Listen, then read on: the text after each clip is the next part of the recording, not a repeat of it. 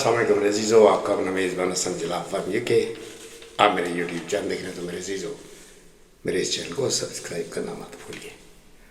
चंद साल पहले जब लाहौर में CCPO असलम तरीन खान थे, उस वक्त एक शख्स जो कि अमेरिकन ब्लैक वाटर का सरगना था, उसने दिन दिहाड़े गाड़ी में बैठे हुए दो नौजवानों को जो मोटरसाइकिल पर सवार थे गोलियां मारकर शहीद कर दिया था।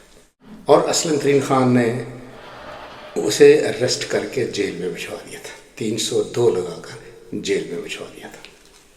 और फिर क्या हुआ, एक बहुत बड़ी कंस्पिरेसी के तहत, चूँकि ये प्री प्लान था, नवाज शरीफ और शहबाज शरीफ मुल्क से बाहर थे, जानबूझ कर ये गए थे।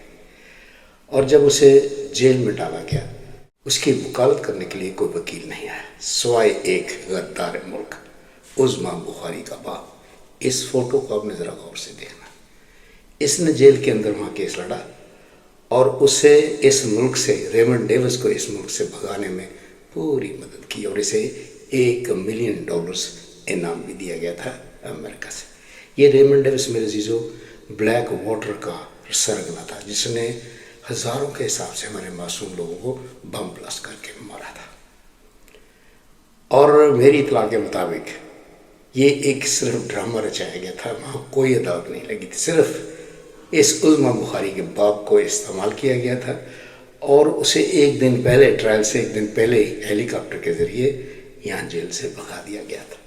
लेकिन असलम तरीन खान ने उसे 302 लगाकर, असलम तरीन जैसा पुलिस ऑफिसर मैंने ज़िंदगी में इतना दबंग और इंसाफ पसंद शख्स नहीं देखा।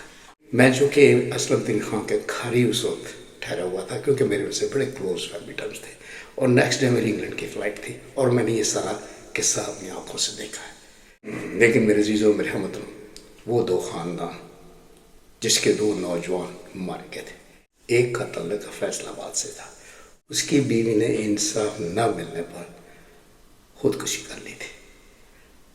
और ये इतना बड़ा जुल्म मेरे अजीज़ों, मेरे हमवतनों, हमारे इस शरीफ ख़ानदान ने इस पर पूरा पर्दा डाला था और इसकी आज तक कोई सुनवाई नहीं हो सकी। ये फ़ोटो मैं आपको दिखाने जा रहा हूँ, जिसमें रेमंड डेविस, उस्मा बुखारी और इसका बदशक्ल बाप आप इसे ज़रूर देख सकते हैं।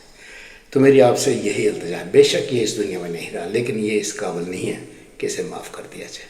हालांकि आम लोग यही कहते हैं, मर गया यार, इसको माफ़ कर दो, लेकिन ये इस काबिल नहीं है। इतना बड़ा इसने जुल्म करवाया था और चंद तक हो गया था। इसने रेमंड डेविस को यहाँ से भगाने में अमेरिका की भरपूर कोशिश की थी। और आजकल यही इसकी बेटी उस्मा बुखारी, जो कुत्ते की तरह टीवी बनाकर भौंकती है, जिसे वज़ीर इत्तलाआत लगाया हुआ है, क्या ये इस काबिल है? इसके पीछे भी बहुत बड़ी साजिश हुई थी, शरीफ ख़ानदान का पूरा हाथ था, जरदारी भी उसमें इन्वॉल्व था। आज मैं एक बड़ी अहम खबर आपसे शेयर करने जा रहा हूँ कि लाहौर हाई कोर्ट में 5 रुकनी बेंच इमरान खान की नाअहली ख़त्म करने के लिए केस सुनने के लिए तैयार बैठा है। और बहुत उम्मीद है कि इंशाअल्लाह इमरान खान को ये बेंच बिल्कुल साफ बरी कर देगा, क्योंकि ये एक झूठा केस है और इंशाअल्लाह ये बेंच इमरान खान को ज़रूर बरी कर देगा। और फिर इसके बाद इमरान खान खैबर पख्तूनख्वा में इलेक्शन भी लड़ेगा इंशाअल्लाह। लाहौर के एक जज मोहम्मद अब्बास को धमकियाँ देने की भी इतलात मिली है और इस जज ने सरगोदा के DSP और SHO को शोकाज़ नोटिस भी जारी कर दिया है और अब इन दोनों पर तौहीन अदालत का केस भी चलेगा। मेरे अजीज़ों, बहुत सारे जजेस अब अपने पाँव पर खड़ा होना शुरू हो गया और इंसाफ के लिए उन्होंने इन चोरों को चैलेंज भी कर दिया है। इसलिए अगर आपने इंसाफ लेना है तो मैं PTA वालों से यही रिक्वेस्ट करूंगा कि अगर आपने इंसाफ लेना तो आपको थोड़ा सा अग्रेसिव होना पड़ेगा, इन जजों का आपको साथ देना होगा और इंशाअल्लाह बहुत जल्द इमरान खान तमाम केस से बरी होकर आपके हमरा होगा।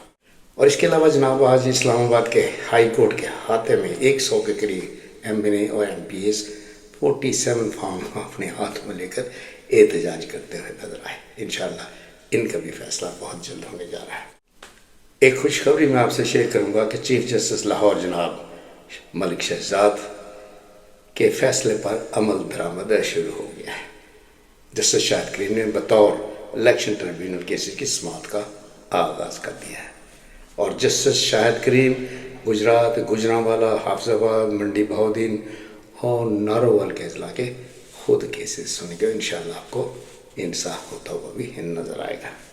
آئیے جناب، شاہد افریدی صاحب جن کو اب سیاست کا بڑا شوق ہے، اس کے پیچھے کس کا ہاتھ ہے؟ ہمارے شہباز شریف، ہمارے وزیر اعظم پاکستان کا. شاہد افریدی صاحب، آپ کو ہماری پاکستانی قوم نے بڑا چاہا ہے، آپ کو ہیرو بنا کر رکھا ہوا تھا، لیکن آپ نے اپنے پاؤں پر خود کلہاڑا مارا ہے. سارے پاکستان کو پتا ہے کہ آپ کے پیچھے کون ہے. آپ اس قابل ہی نہیں ہیں کہ آپ سیاست میں آ سکیں. آپ نے چند ٹکوں کی خاطر اپنا اور اپنے خاندان کا سارا فیوچر تباہ و برباد کر کے رکھ لیا. آپ نے اپنے پاؤں پر خود کلہاڑا مارا ہے. اگر آپ کو اتنا ہی شوق ہے تو اپنے بلبوتے آئیے، چھوڑیے اس وزیر اعظم پاکستان جو کہ خود ایک چور ہے اور مینڈیٹ چوری کر کے حکومت میں آیا ہے. آپ اس سے کوئی فائدہ نہیں اٹھا سکے. ہاں، آپ کو کافی بڑی لمبی چوڑی رقم ضرور دی گئی ہوگی جو آپ نے ٹی وی پر آ کر کتے کی طرح بھونکنا شروع کر دیا ہے. آپ نے تو اپنے جوائی کا فیوچر بھی تباہ کر دیا ہے جو کہ بہت نہایت اچھا بالر تھا. وہ اتنا ڈپریشن میں ہے کہ وہ بالنگ بھی نہیں کر سکتا. یہ آپ کے بس کی بات نہیں ہے. اس کے لیے شیر دل ہونا ضروری ہے، لالچی کتا نہیں. تو میرے عزیزو، اسی کے ساتھ میں آپ کی دعاؤں صاحب سے جا چاہوں گا. عمران خان زندہ باد، پاکستان پائندہ باد. Thank you.